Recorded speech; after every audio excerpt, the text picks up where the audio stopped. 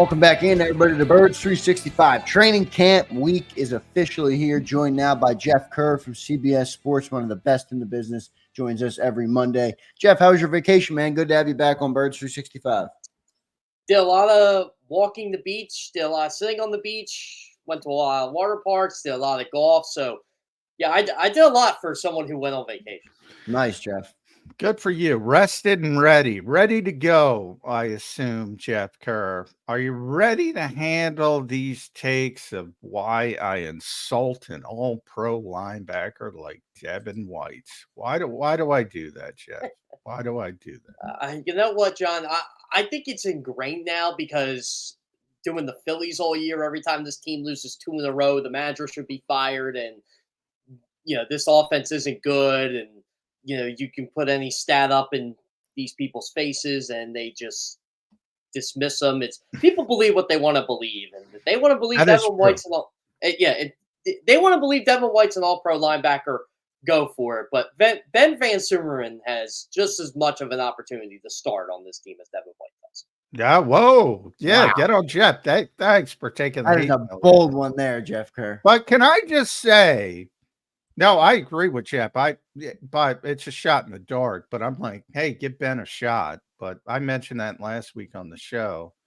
Was I to those people? Look at the freaking contract. Do all pro linebackers sign for 1 year and $4 million with 3.5 of that guaranteed, a $1 million signing bonus? I mean, come on, people. The training camp's not even here. I'm getting frustrated.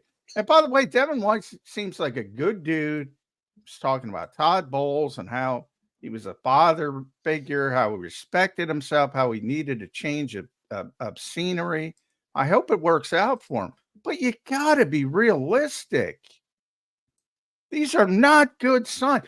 All pro linebackers aren't sitting out there and signing 1-year deals for $4 million.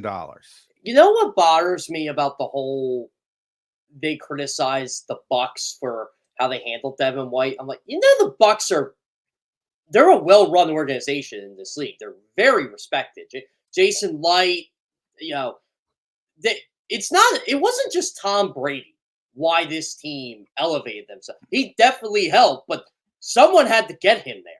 And plus a great defensive coach. Well, exactly. Bruce Arians is still around that organization. Look, I believe everything I've heard from Tampa Bay on Devin White. That doesn't mean the guy can't change, because he can. And a lot of these people also said, hey, a change of scenery may be what this guy needs, but he thought he was worth 20, 25 million a year, and he wasn't. And he's got to get that out of his head, and we'll see. Yeah, here's a question, though. Ready? And I'll just play contrarian. The Bucs did pick up his 5th-year option. Like, that was a couple years removed from the Super Bowl. Why do they do that? They paid him like $15 million plus, picking up the 5th-year option, and then they let him walk out the door the next year. They must have seen something. Now, maybe he didn't live up to it, and he ultimately rode the bench at the end of the year last year. But is there something we are missing about the potential of the player that actually exists, that maybe he can pull it out in Philadelphia? Maybe Vic Fangio is the right guy to help him pull it out. He obviously possesses the athletic skill set. He went 5th overall in the draft as a linebacker, which is really unheard of in its own right. You don't see linebackers going top 5, let alone, you don't see many first-round linebackers. So, look, they did pick up the 5th-year option. Is there a chance Devin White can be I'm not saying he's going to be a top 5 linebacker in the league, but can he be better than Zach Cunningham and Nick Morrow?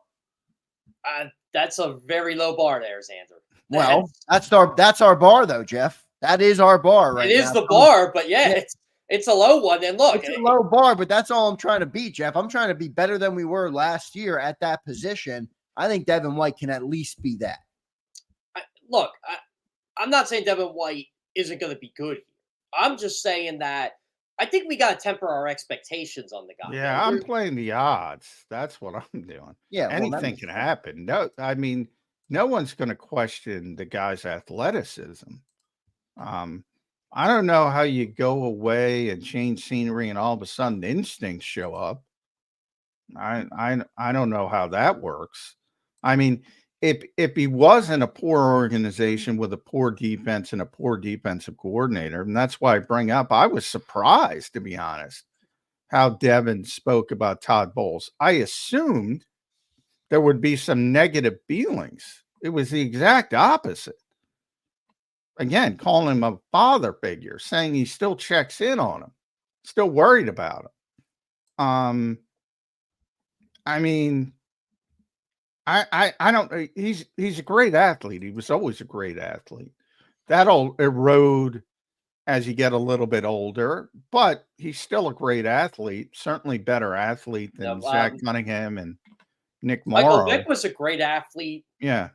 for a lot of years. He was not a good quarterback, but Well, people love. drafting would be pretty easy if the best athletes were the best players all the time. That's true. That's very true. Yeah, and look, he's going to get every opportunity because they, quite frankly, Got they nobody have. else. Yeah. Yeah, exactly. I mean, when I'm talking Ben Van Zoomer in here, I'm talking that because that's the depth at the position right now.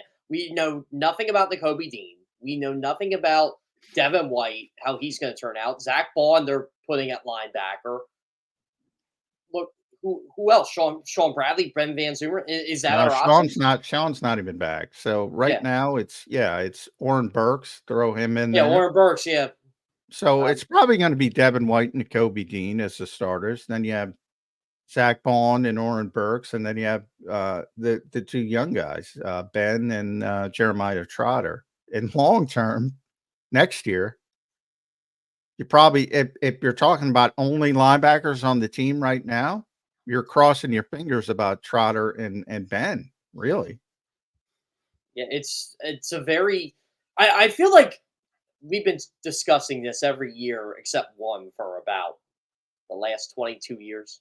Well, we shouldn't have been discussing it with TJ. That's what blows my mind. The Eagles had really good linebacker play, and nobody knew it. Yeah, they found this. That's what bothers me about them letting him walk. You found him. You discovered this undrafted free agent who just got better and better every year. And by the way, is still a really good player. And you just let him walk right out the door. And I don't, even with the hometown stuff, you couldn't find a way to up the ante a bit. Yeah, I'm with you, Jeff. And it wasn't even like it was that big of a bag that TJ Edwards got. It was right in the Eagles' price range, to be honest. Now, maybe not in the price range for a linebacker, but it's not like the guy got a Patrick Queen contract. He got $6-7 million a year for a couple of years. It wasn't a crazy contract. But John, Jeff, do you think it's just simple as they just don't value it? Well, they definitely don't value it, and I've always said that I don't have a problem with that philosophy that it should be devalued to a certain extent. I just think Howie's taking it too far. I think he's taking it too far. Like, yeah, I'm not paying Tremaine Edwards. Tremaine Edmonds will take Chicago, but I'll pay TJ. That's where I think there's been some bad evaluation, because like you could even argue Nakobe Dean. Now it's not a big bad contract, but they did spend a 3rd round pick on Nakobe Dean. Yeah, now, and they tried. They tried with Davion Taylor Exactly. a couple years ago as well. Yeah, so they've taken their hits, but mainly it's been a mishmash. Nigel Bradham they'll often bring up as because they won the Super Bowl, but even that was more meaningful than, at least they signed him to a 2-year deal, I believe. Yeah, I remember it was a 5-year deal on paper, but it was really a 2-year deal, like you said. Yeah. So very rarely do they go out. And this year, I mean, it's crazy to me. Look, there's something to winning outside the margins, and there's something to finding value. But they bought their linebackers. I said it last week at the Walmart clearance aisle. Yeah. Now, bottom line is, I like the clearance aisle as much as anybody else. Sometimes you find a nice little buy in there, but the vast majority of the time, it's a bunch of crap. Yeah. It's like, the whole you're paying you get what you pay for, honestly, and that's what they did. They didn't pursue what they needed to pursue. I'm not saying draft a linebacker in the first or second round because you had other needs, but free agency, you had an opportunity No. to allocate that cap money and just didn't. But here's where they make a mistake, because if you look at all the other good teams in the NFL, they generally have good linebackers. 49ers, Ravens, Chiefs, they generally have good linebackers. But they're not spending, even the 49ers, who have the best duo in the NFL. Fred Warner was a third-round pick. Drake Greenlaw was a fifth-round pick. They didn't invest first-round picks in them, but when they got good, they paid them. And that's my problem with TJ Edwards. That's my problem. Yeah, and a lot of teams seem to do that. Or you could take the Baltimore Ravens approach. The Chicago Bears didn't want to pay a first round pick on Roquan Smith. Was he a first? I can't remember if he was a first or not. Oh, he's number 9 overall. That's right. He was number 9 overall, and the Bears didn't want to pay him that money. And Ravens said, "Well, yeah, and then we'll pay him."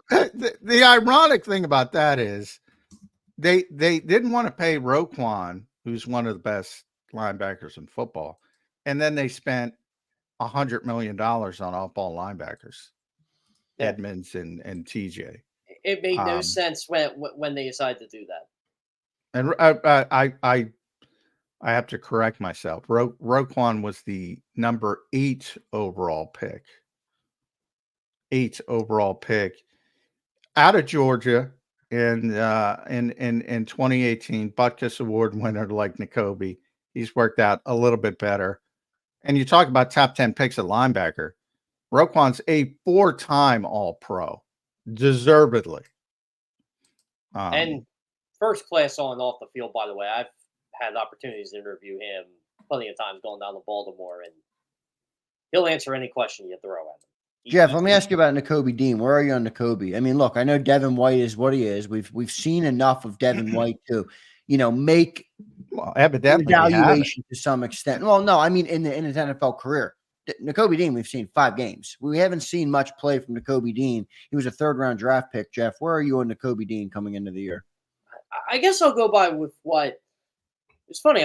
When I was on vacation last week, I ran into someone that works for University of Georgia Athletics, and of all things, and talking Eagles because of all the Georgia kids on the Eagles, and I was like, "So what do you think of Nakobe Dean?" And he goes, "Love the kid. He's small." And I'm like, "Well, yeah, he is that." And he goes, "I'm surprised he's been on the field as much as he has." So, and I said, "Well, he hasn't been on the field much." That was pretty much like the conversation, and it ended there. But look, I think the guy finds a way to the football when he plays. But I mean, this is make or break. Like, the guy did not play his rookie year. The Eagles. Now, I'm giving the Eagles credit here. They have openly admitted they probably should be playing younger players more. I mean, look. Well, Howie has. Yeah, Howie has. Yeah, has Nick. That's the question. But last year, he was off the field more than he was on because of his injury. So, look, he got hurt. What was it, John? He got hurt the second game, third game?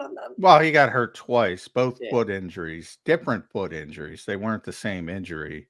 And the second one was a Lisfranc injury, which required surgery. So that was the far more difficult. That led to the whole Shaq Leonard pursuit because they needed somebody. Yeah. So, but I mean, he played in Georgia and he played his rookie season. As I pointed out to Xander, I sometimes I think these injury-prone labels get thrown out there too early. Sometimes you're just bad luck. Or look at Jordan Hicks. Got hurt. Everybody's like, boy, he's injury prone. He leaves the Eagles and he plays, I don't know, 6 straight years, not getting hurt. Sometimes it's just bad luck. And, Nakobe played with Georgia. He played all 17 games plus the playoffs, so all 20 as a rookie, now mainly on special teams, but he was never hurt. Now he did partially tear his pec coming out. That kind of hurt his draft status.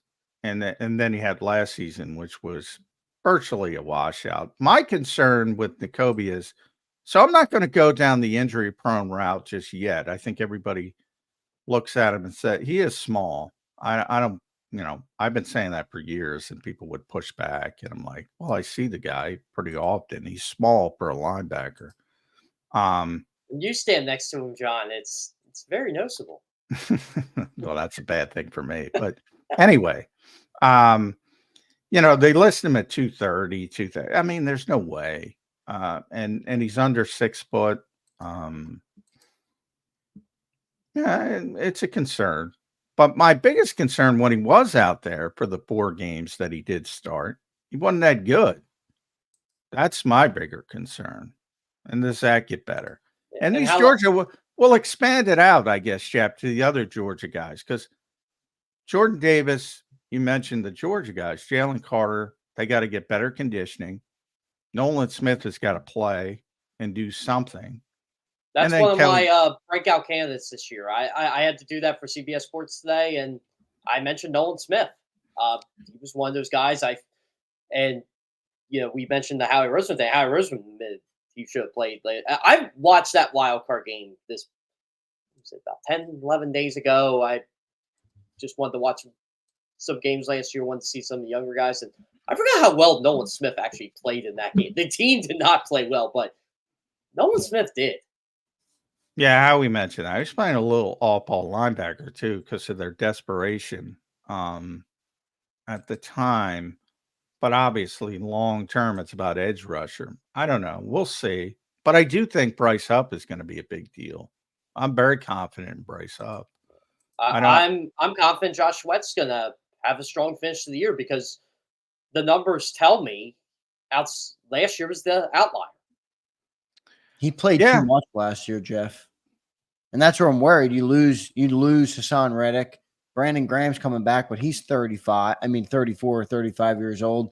How much is Josh Sweat going to have to play if Nolan can't be a significant contributor in the pass rush? And that's where I wonder about Sweat. Well, that's my thing. They're going to have to play Nolan Smith. They really just can't play these guys on the edge as much as they can. That strategy did not work last year. So yeah, you got to see what you got in Nolan Smith, and then Zach Vaughn's got to move. I've been saying it for a while. I think Brandon Graham might play more than people think because there's no more, he's made it very clear he's not coming back so he can empty the tank.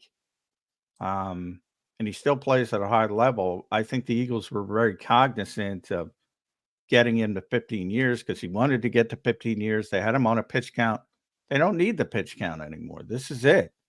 One thing I've always kind of enjoyed with sports, and look, I've watched, even the niche sports people don't get into, like racing and stuff like that.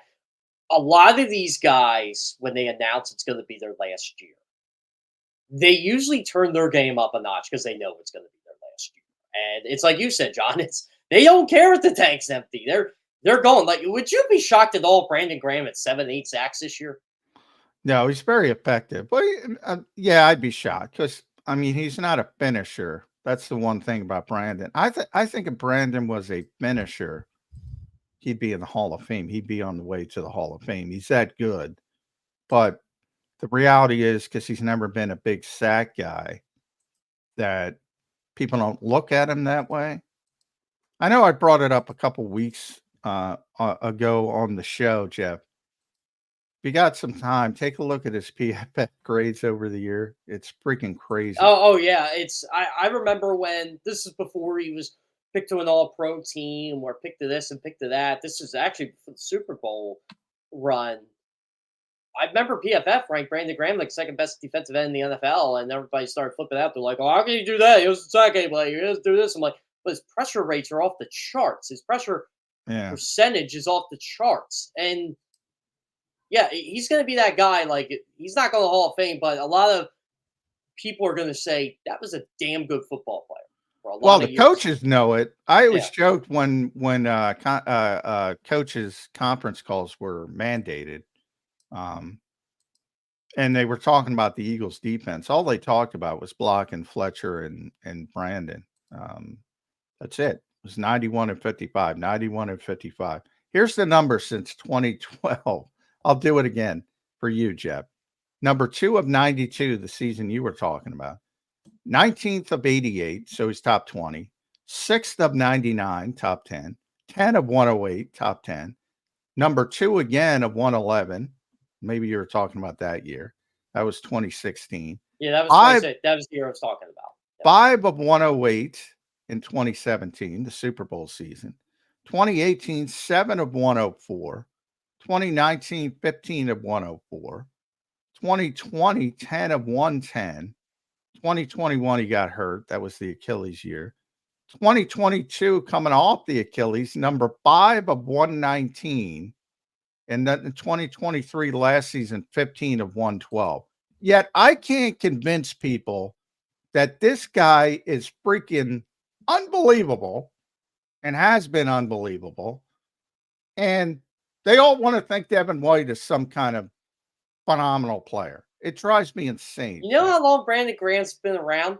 He is the last remaining Eagles player to have a training camp at Lehigh. Yeah, well, I mean, he's played more games in Eagles history than anybody else. He will break. He tied Chuck Bednarik with 14 seasons. He will beat that. He's yeah. I mean, he's Mr. Eagle at this point. He will get 200.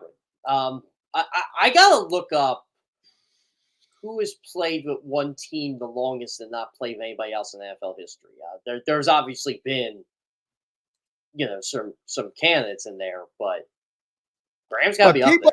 People in the industry, people in the NFL, coaches, executives, they know how good Brandon Graham has been.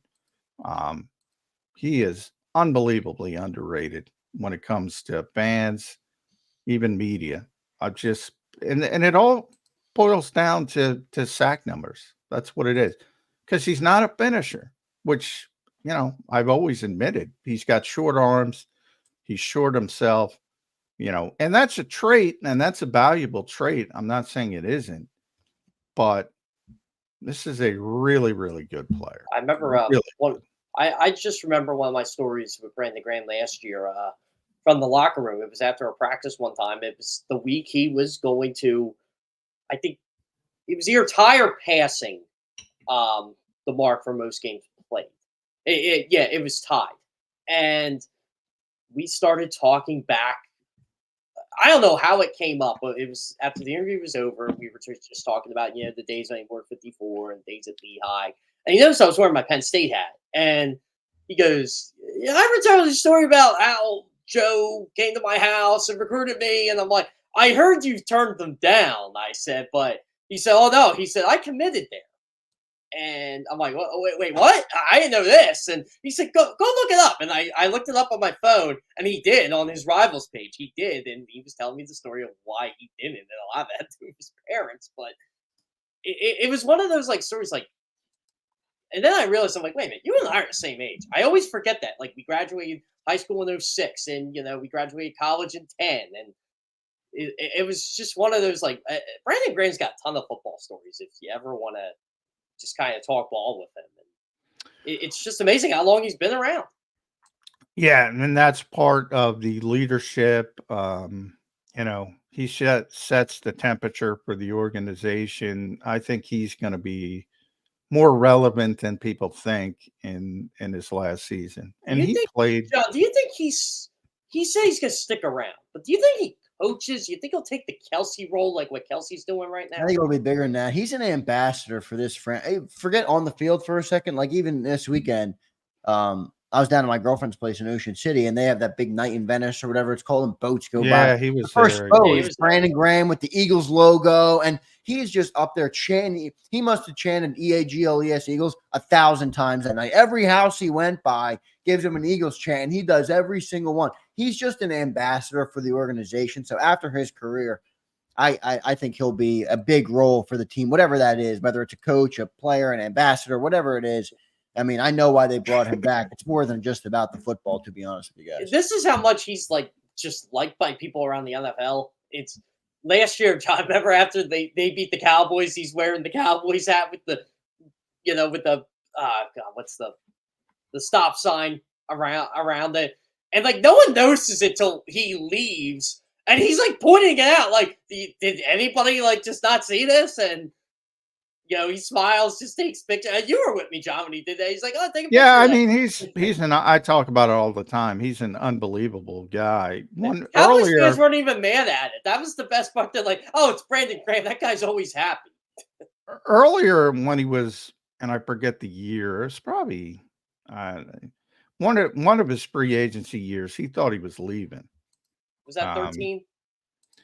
Yeah, might have been. Nah, it was a little later than that because I wasn't there at 13. So, one of the free agency years, he thought he was leaving, and on clean out day, he sat at the end of the NovaCare hallway from the locker room to where reporters walk out, um, and he stood and shook the hands, and depending on who you were, hugged you. Uh, of every single reporter or TV personality who covered him over the years to thank him. I mean, he's a guy who just gets it. And I was told by Les Bowen, who's there when he got here, he did the same thing when he got here. He introduced himself, he shook everybody's hand. Just a guy who gets it. And he's a heck of a football player on top of it. But the John, thing do you where he remember the came, days where he just like remember when he would just block whoever on Twitter? oh yeah, he blocked everybody in the one year. Well, the whole Yeah, defense blocked everybody. They were getting a lot of yeah, they crap. It all was a did. bad I year. remember he rescinded the blocks. I Yeah, I told him I was never blocked by him, and he goes, yeah, "Oh, that must have been a mistake. I must have." I'm like, "Yeah, okay." yeah. I was blocked for a while. Everybody was blocked, I think, for a while. Um, but who cares? Yeah. Oh no, it I'm was still fun. It was blocked great by when he did it. I'm still blocked by Chris Maragos, who's the nicest guy in the world. I have no idea why. Um, He probably doesn't even know it. yeah, Yeah, he probably doesn't know. you know what famous Eagles player I'm blocked by? Current player No, he's a former player. He hasn't played on this team for a while. Hmm. Nelson. It's not Nelson. No, Nelson's given me the cold shoulder before. It's not him. He was Uh, a lot more productive than Nelson. Jalen. Oh, Jalen. Jalen Rager blocks everybody. Yeah, well, I'm blocked by him, but Darren Sproles. Oh, Ooh, darn. interesting. Yeah, Is that Wentz related? kind of is. Yeah. Makes sense. Jeff, let's go to the back of the defense real quick. We talked a lot about the front. How you make it? What are you making of the cornerback position? It's obviously been one that's been highly talked about. They got the two new rookies coming in, to play at that position. You got Keely Ringo, you got Slay. How do you see that position breaking out as we go into camp? Who starts opposite Darius Slay come week 1? Yeah, that's gonna be a tough one. Who's gonna play the best during camp? And that's my cop out. But I think Keely Ringo has an excellent opportunity to take Me that too. job. He's Yeah. one of my breakout guys. So I think Eli Ricks is look. He's gonna be in the mix, but he's a dark horse. I'm curious to see how Isaiah Rodgers pans out.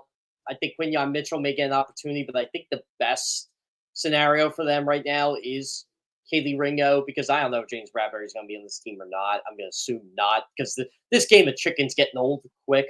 So I'll go Ringo. I think that's the guy who actually has the game film to prove that he could do this at this level. Isaiah Rodgers is too, but not with the Eagles.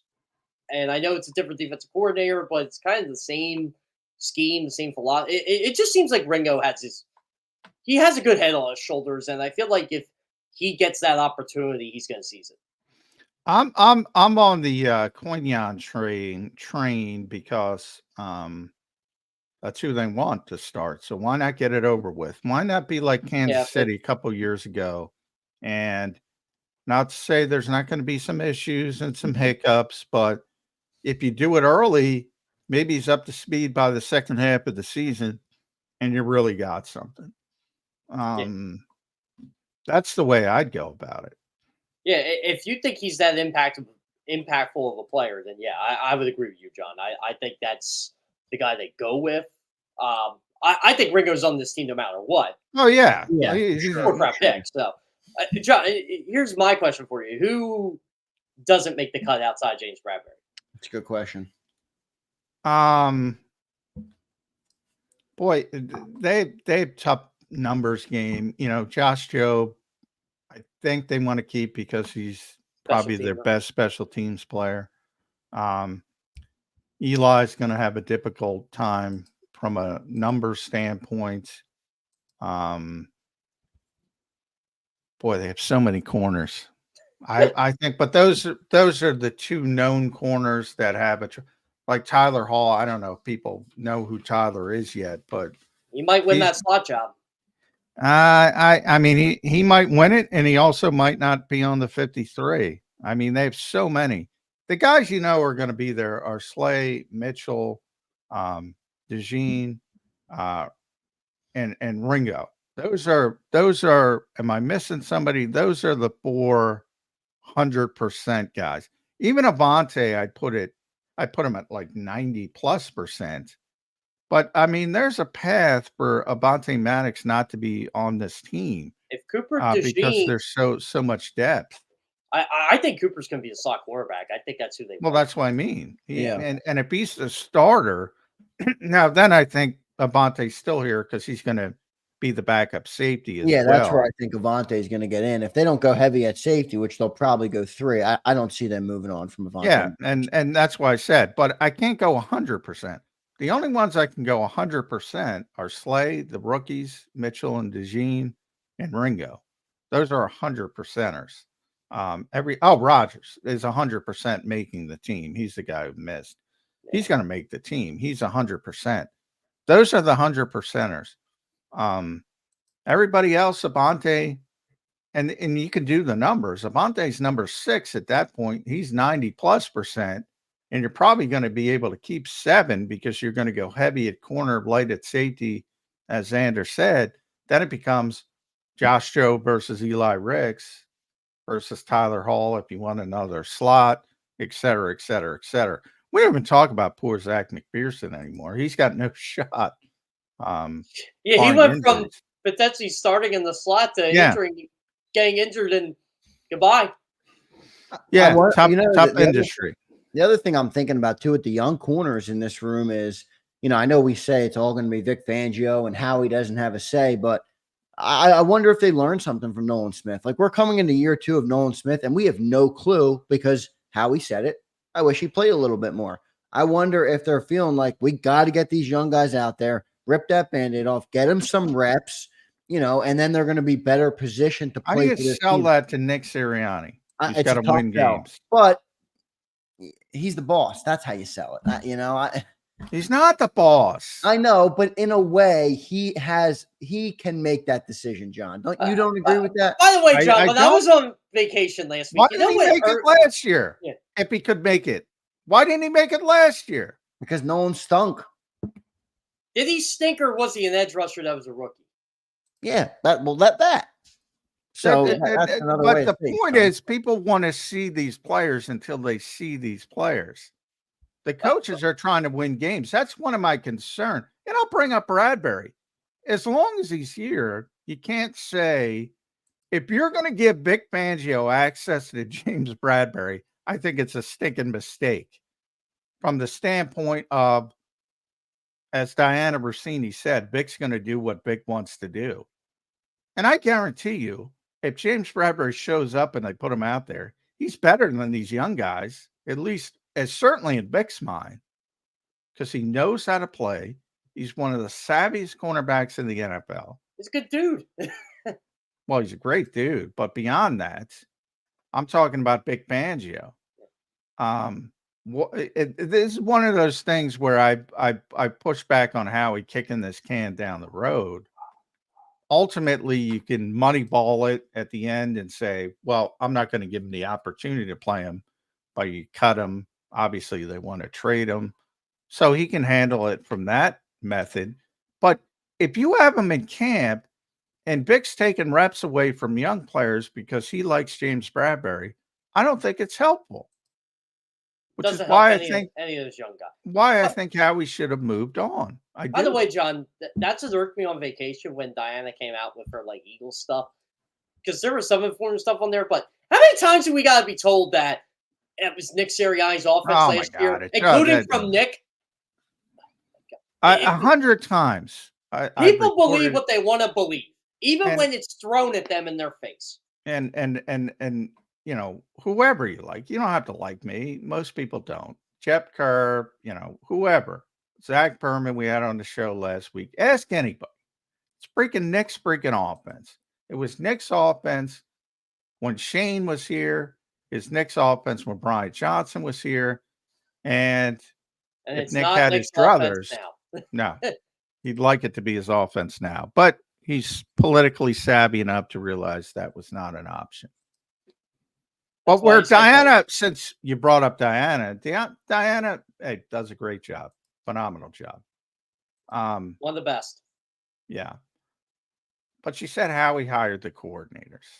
That's not true. Yeah, That's not true. we were in the room, John. He did not hire the coordinators.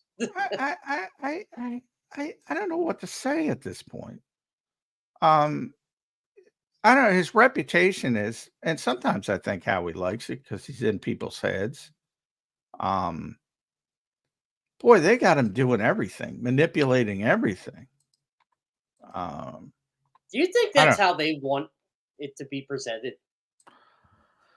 maybe, but you know, when I wrote about it on Sports Illustrated, I told Xander, I sent it to a bunch of people at the Eagles, multiple different people. And I said, do me a favor, read this, not to get approval. I want to make that very clear for young journalists. I said, if you dispute anything in here, tell me. And nobody did. He's not hiring the coordinators. You know, is he involved? When Nick doesn't have a guy in mind for a position, Howie's a big part of gathering candidates. Which And is then part of his job. yeah, and then Nick makes the decision after he interviews people, which is, yeah, for whatever reason, people don't want to believe. Bobby King went up and said it, you know, and nobody was it. I believe the question was because Bobby didn't have any obvious connections with Vic Fangio. He's the new linebackers coach, and so he was asked, you know, how'd you end up here? And he said, the head coach. Head coach called me. And then I think it was our buddy Dave Zingaro. I think then he pressed and said, anybody else in New York? No, the head coach. That's it. You know, I don't know. And Bobby's, you know, about as no nonsense as they come. I mean, Shane's here. Shane was here because of Nick. Oh yeah. I mean, what else do you got? And Jonathan, you know, there was some pushback of the Eagles were going to hire Jonathan Gannon, no matter who the head coach was.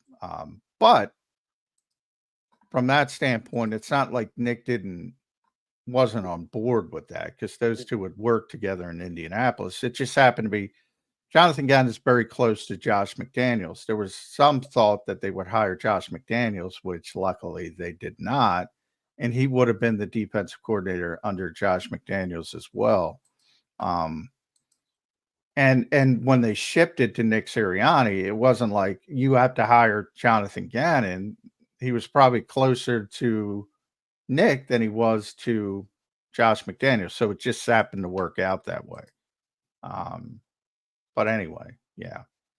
So for the most part, that's how the coaching is gone. If Nick doesn't have a guy in mind, you know, Howie's one of the people that gathers candidates. Kevin Petullo's one of those as well. You're still here. Yeah.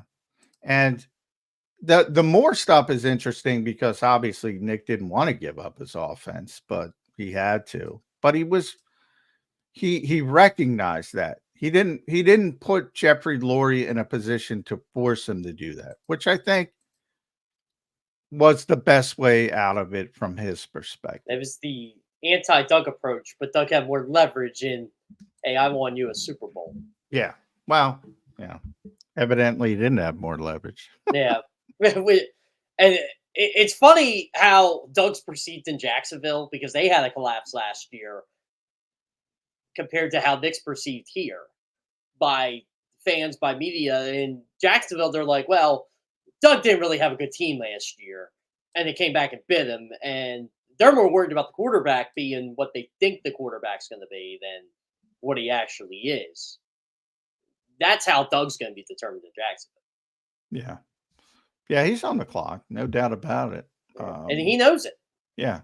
And Nick knows it. So that's one of the give and takes when you say, all right, if you're going to start training camp with James Bradbury and give that option to the coaches, that may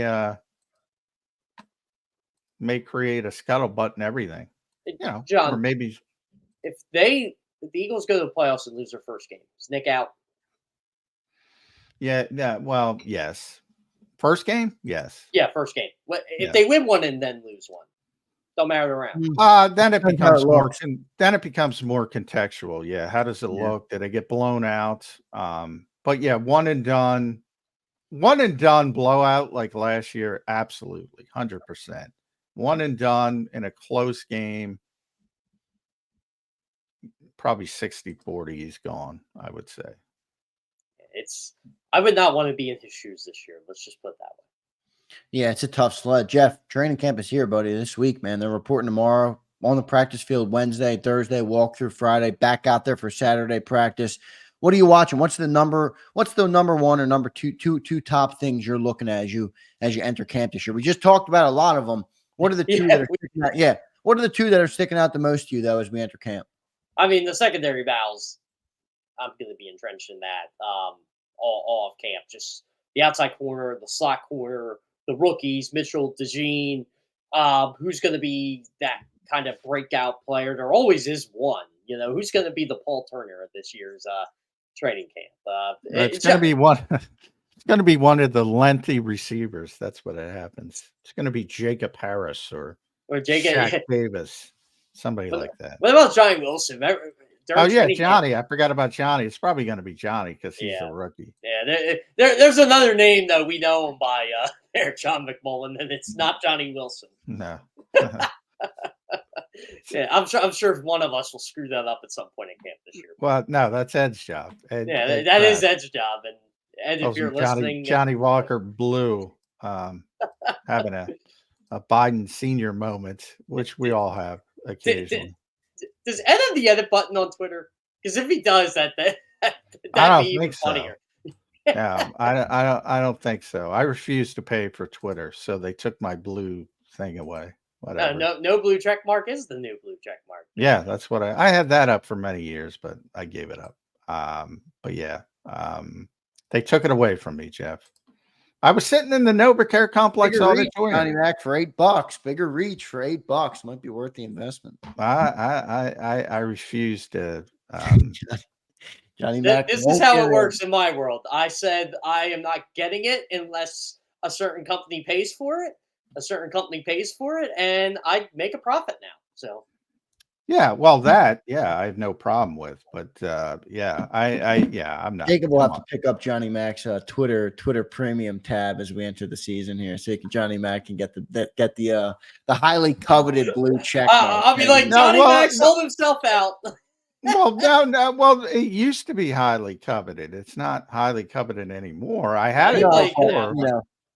It's a different style. It's a different build. It's you're verifying who people are, I guess. And I don't know. It's different. But everybody, if you see a blue check mark appear on John McMullen's Twitter, you'll know it wasn't Johnny Mac. It's not for me. I'll tell you that. It might have something to do with a certain host on this show whose name begins with a K. Exactly. That's exactly where it would come from.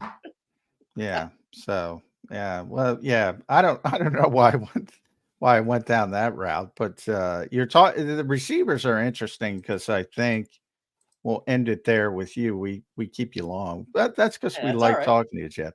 Plus you had vacation, so you're ready. Jeff at Jeff Kerr CBS. Read him at CBS Sports. Does a tremendous job covering the Eagles. Wide receiver is the most probably topsy-turvy position. You're phenomenal at the top of the depth chart, and then it drops off a cliff from AJ and Devontae. Look, I'd rather have AJ and Devontae and have what the Eagles have than be one of these other teams. But I think it would be remiss to say the depth does not look good on paper.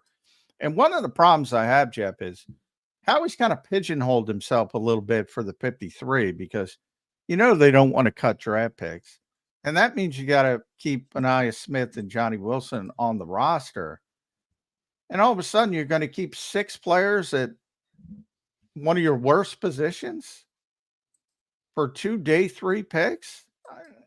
I don't like that. Maybe it changes because the NFL keeps liberalizing roster rules and it's a little bit easier. Maybe you risk getting one of those 2 guys through waivers and puts them on the practice squad. But I don't think he's going to do that. And that means he's going to keep 6 receivers and only 2 of them can probably help the Eagles meaningfully this season. That's how I kind of look at it. Unless John Ross turns into something. Yeah, which he could. I mean, he did have a good mini camp, but I'm assuming Paris Campbell's going to be on this team. A nice Aaron Schatz did not like Paris Campbell. No, he didn't. He did From not. Football Outsiders. Yeah. He was on the show. Yeah. But there's another. We really don't know what Anaya Smith is because he was hurt or coming back from injury most of mini camp. So we got to see. I know he turned into Shelton Gibson. Couldn't catch the football. He couldn't catch a punt either. No, couldn't catch a punt. I remember he dropped the punt, and I kind of made the joke. It was a little loud, but I said, well, I think Britton's job is safe. Yeah, he had the early case of the yips, which isn't great for a rookie. No. I mean, he's a 5th-round pick. Hopefully he settles down. I'm sure he'll be fine from a catching standpoint, but, it's really a lot to ask these guys to contribute right away. I think Johnny Wilson, again, a lot of this is going to come down to special teams too, but I think Johnny Wilson can find a way on this roster. Yeah, I mean, isn't that the don't you think that's kind of what they're trying to do with one of these 2 guys, Johnny or Anaya? I mean, look at Quez. Remember they drafted John Hightower and Quez in the 5th and 6th round, and then Quez was your wide receiver 3 until his contract ran out. It seems like they're kind of trying to fill that position, maybe with an Anais or with. Yeah, but here's my problem because, and as you mentioned, John Hightower was on this team for. Yeah, I remember that touchdown he had on the outlet. Went right through his hands. He would get. No, I remember the one he called. I think it was from Wentz, and he cut the ball and cut it to the outside, and then he ran. Yeah, I remember. He could run. The Pittsburgh game, the Giants game. I'm trying to remember John Hightower's lone highlight in the NFL.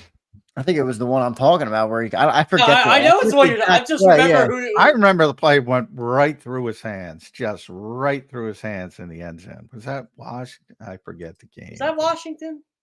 Might have been. I mean, he was open, he was behind people, and it just went poof, right. It gave me Troy Williamson, remember, for people who remember Troy Williamson. Hey, the Vikings basically traded Randy Moss for Troy Williamson. Yeah. Don't get me started with that one. Hey, we got a guy who can run a 4.3. Let's get another guy who can run a 4.3. I'm sure they'll be exactly the same. That's Who high was level. the linebacker in that trade, John? Wasn't there a linebacker that came back? Linebacker. Was it Napoleon Harris? Yeah, they had Napoleon for a while. It could have been. I forget the trade. I just remember them trading Randy. And then they Randy traded him to the Raiders, yeah. And then I remember the Raiders played the Patriots on Monday Night Football's Randy's first game, and he just took a slant to the house. I'm like, well, Randy's still Randy. And then he got sick of loss. But then he went to obviously New England and had the I don't know how many touchdowns he had. That 23. was 23. That was the best Patriots team, and they didn't win. They didn't win. Funny how that works. It's very hard to win. Last question, Jeff, real quick. How do you guys think, both of you, a question for both of you, Jeff, you can go ahead and go first. How do you think the Eagles handle the preseason this year? Do you think they play more of the young guys? Do you think they have a different approach going in? How do you think they handle the preseason? I think they will. I think they'll play a lot. I think Jalen plays in the preseason. Not much, but I think he plays. But, and Nick mentioned this to both of us, John. Like, what's the goal here, because they did go 8-0 in 2022 doing it his way, and they went 5-0 last year doing it his way. I do think they play a little more, so they're sharper. But again, the first preseason game's in Baltimore. Maybe the second preseason game we see a little bit more of the first team. Well, I don't. Well, the New England game, they have the joint practice. Is that the second one? Yeah, and that's in New England. Yeah. So no, I would say no. Yeah. Yes, we won't see that. Yeah, for some reason I thought New England was third, and it's not. Yeah. So they'll use the joint practice for the starters, and yeah. I don't. Yeah, I don't think you're going to see a lot of starters in the It's a preseason. preseason schedule that honestly, if you What about guys like Nolan Smith, Quinn Oh, Young? you- Well, some they guys, have, yeah. I mean, some guys got to play. Yeah, they only You have gotta- so many players. You can't Yeah. bench everybody. I, But I, I'll tell you one person I do not want to see take a preseason snap, and that's number 26. Well, and then Jalen Hurts, I think, is the most key. See, the problem is with Jalen Hurts is, and everybody wants to see the starting quarterback, and if you play the starting quarterback, then you got to play the starting offensive line. You're not going to stick Jalen Hurts out there behind the Yeah. Trevor Keegans of the world. no, you're not. It's a good No point. disrespect to Trevor Keegan. No, Yeah. but I mean, it is Can you what it imagine is. Jalen Hurts behind Matt Hennessy and Max Sharping?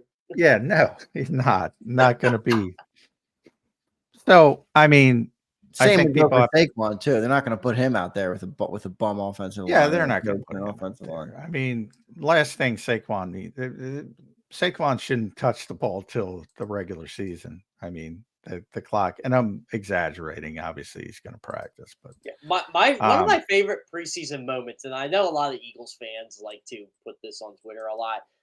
Remember the first preseason game against the Ravens in 2004 when T.O. was here and adapted the bomb? I never said get him out so fast in my life. I was at that game, and I'm like, get him out. I don't need to see it anymore.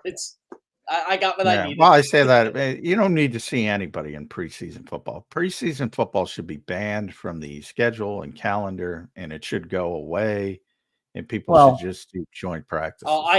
But listen, it's still something. It's still in, and they have two new coordinators, and they're coming off a major collapse. So that's what it is they're picking your pocket to the fans. They I are mean, picking they're your charging regular season prices. They're it's that obviously that part of it's a different story. I'm more talking about getting it right on the football field, coming off a tough end of your season last year. I don't think it's very helpful at this point for getting it right on the football field. And the fact that covering the whole league, you know what's so frustrating about the preseason? Breaking down preseason games. I'm like, oh my god, like they're running 5% of this scheme. Like, what are we doing here? Yeah, the only thing that some people talk about the stage, and you get the pads aren't on very much in practice anymore, so it's live, so that's helpful a little bit. And I think it's helpful to evaluate the back end of your roster. But overall, when it comes to the starters, I mean, and Nick is not the first coach to point out that when you have these joint practices, like if you're struggling in red zone and you want to work on your red zone game, you have to hope it comes up in the natural flow of the game. And practice, you can script it and say, we gotta fix this in our red zone offense. And you can script these periods and do it and get together and joint practices and say, hey, they're practicing with the Patriots this year. You get together with them and say, we need a red zone period. The Patriots might say we need more third down work, and on and on and on. And it's just more valuable for the coaches to do it that way. But And then you're trying to hide players too, like Eli Ricks. I mean, the Eagles kept Eli Ricks because he had that interception in Baltimore. That's why they kept him on the roster, because they're afraid that somebody would pick him up on waivers. Otherwise, they would have waived him and got him on the practice squad. So, What's amazing about that game, John? I can't even tell you anything else about that game. all I can tell you about that game is the miserable traffic jam on I-95. Near Delaware. I just remember me, Ed, Martin, we were sitting there and Couldn't get there. we're like, "Where's Johnny Mac?" Could Johnny not. Mac is scarred from that game. Just stuck in. There were at least 4 people that asked us where you were. We're like, I got there somewhere. like 2 minutes. Then I couldn't find the parking lot. Yeah, it was not a good day. Well, you should know where the parking lot is this year because you're going there twice. I still won't know. I forget that stuff immediately. I guess we're all gonna have to go together this year. Yeah. I'm counting on you to get me down there, Jeff. I'm going early to Delaware. Then I'm counting on you. You're going early. By the way, training camp's not going to be the same this year without finding the hard scoop there. There, John. You know where I'm going with this, right? Yeah. It's not. He hasn't officially announced that yet, so I'm going to leave that to him. But Yeah. The hard angles are going to be more difficult to surface. But I'll persevere. Yeah, I think we all will, but yeah, it's the games will not be the same. Let's just put it that way. No, can concentrate more. Jeff, I got double dose of it this year. I got it at the Phillies too. It was awesome. This is inside baseball, but Jeff it'll all come to Jeff is a fruition. versatile sports mind, no doubt about it. Jeff is well versed in all things, including bowling and tennis and women's basketball and everything. You can. I've argued with you on Caitlin Clark, who by the way has been playing awesome since I said those comments. Look, Yeah, I mean she's turned the whole stinking WNBA around. Yeah, I don't even think she's getting enough credit for it, to be honest. Look, I know there's a lot of great women that play in the league, but Caitlin Clark is a lightning rod. She brought a lot of people. She had two of the greatest comments on during the All-Star game Saturday. So her saying like, I just can't pass Sue Bird's record. I idolize her. That was one, and the other one was, oh, the WNBA All-Stars beat Team. Do you think you guys have? She goes, am I wrong, or did the WNBA All-Stars beat Team USA 4 years ago? And they did. So you're the only person that knows that. I have no idea if that's true. I can't fact check. Yeah, But my defense, I can't stand All-Star games. I can't stand that any was of the them. most competitive All-Star game I've seen because it's Team USA tuning up for the Olympics, and you got Caitlin Clark and Angel Reese-Guerra on the same team. I'm not. By the way, I'm not high on the U.S. Olympic team this year. I'm not either. I wasn't high on the whole. I watched the first 2 games. I'm like, boy, Embiid looks out of place. I mean, when they were playing South Sudan. They've been a country. I don't know. How old are they as a country? They're not that old. I think Xander's older than them as a country.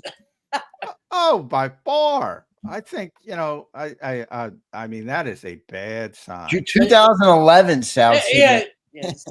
There we go. We got teenagers older than South Sudan. All right. That is a bad sign. That game, I'm watching that game. Don't even get me started on a certain Philadelphia 76er on that team throwing LeBron James. I mean, he's right. LeBron isn't LeBron in his prime, but shut up, dude. Know your role.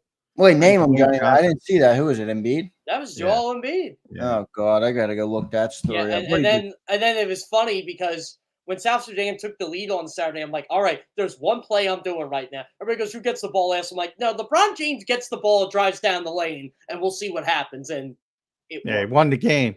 And by the way, if they pounded it inside to Joel Embiid, he would turn it over, and South Sudan would have beat Team USA. Well, Joel Embiid wasn't even on the floor. No, of course not, because they're not insane. Why would he be on the floor? Anthony Davis is probably going to start over him. If Joel Embiid starts, it's because he's Joel Embiid and he's one of the top 5 players in basketball. Look, the guy is tremendously gifted, but I've said it for a million times, and I'm sorry I'm off on a tangent. Eagles fans are going to get mad. You cannot run your offense through him in the final 5 minutes. He's got to be the Shaq. He's got to realize, look, there's too many issues. In the case of Shaq, it was free throws. In the case of Joel, it's turnovers. The ball stops. That's why Paul George is here. Yeah, he cannot run the offense can't go through him in the final 5 minutes of close games. Certainly in the playoffs. I don't give a shit about the regular season, but certainly in the playoffs. And until he realizes that, until the Sixers realize that, are going nowhere. Let him be the defensive presence that he is in the final 5 minutes, and he'll make more of an impact, I guarantee. Exactly. Let's get it back to the Eagles, Johnny Max. Jeff Kerr, thanks for joining the show, man. Well versed on everything. We appreciate it. Hope you had a great vacation and you're ready to rock as the season is upon us. Jeff Kerr, the Eagles report this week. Thanks for joining the show today, man. We appreciate it. 2 days from now, John McMullen and I will be getting our tans. Yes, or our red in our get on Amazon today and order that sunblock. I already got my banana boat SPF 50. Yeah, he was down at the beach. So. Yeah, I handle the sun a little bit better than you guys. You guys got that white skin. So yeah, Irish. We got those beautiful domes, or as Jody Mack calls it, follically challenged. Yeah. Exactly. So get that sunblock, enjoy and enjoy the week, man. It's gonna be a fun ride. Definitely busy for you guys, but should be good stuff. Thanks, Jeff, for joining. Yeah, that was great. Thanks, guys. Thanks, bud. That's Jeff Kerr joining us on Birds 365. Great stuff from Jeff Kerr, as always. I want to answer this real quick. James Carver, been a member for 1 month. He drops in. This is on the receivers, so let's see what he has to say. Regression to the mean. Paris was sat last year. Wilson's a drop machine. Come on, James. Historically. Anaya Smith has almost zero drop percentage throughout career. I can only tell you what happens in minicamp. That's all I can tell you. The SEC, as good as it is, isn't the NFL. The guy didn't catch the football in minicamp.